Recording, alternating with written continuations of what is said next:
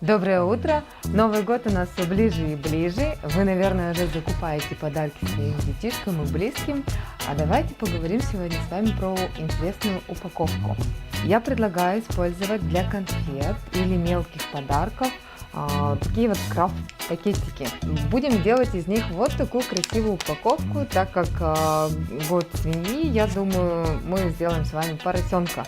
Помимо пакетика нам понадобится цветная бумага. Я возьму такой коричневый цвет и розовенький. Поросенок мой будет розовенький. А глазки сделаю просто из А4. Ну и, конечно же, мы не справимся с вами без самого главного нашего инструмента, это ножницы и наша фантазия. Приступаем.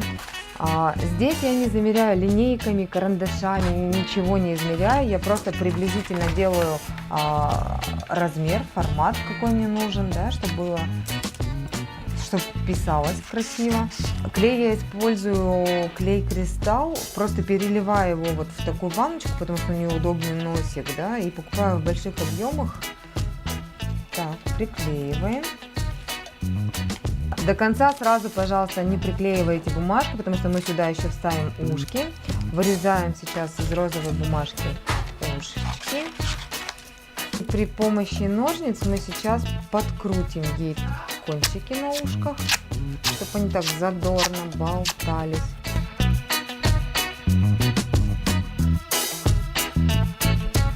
Хочу нанести сверху, положить просто сверху, чтобы в одном месте очертания нашего поросячьего пятачка было видно, что она, может, мордочка у нее там грязная, да. И теперь хочется добавить, она же у нас хрюшка, немножко должна быть грязная, сделаем ей каких-нибудь там грязных пятен, да. Чтобы наши подарки не вываливались, давайте закрутим, получается, вот так вот конвертик в обратную сторону.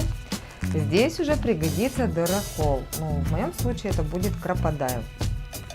И продеваем веревочки наши. Бантики можно завязывать как спереди, так и сзади, как вам больше нравится. Наша упаковочка подарка уже готова. Приятного вам творчества, до встречи!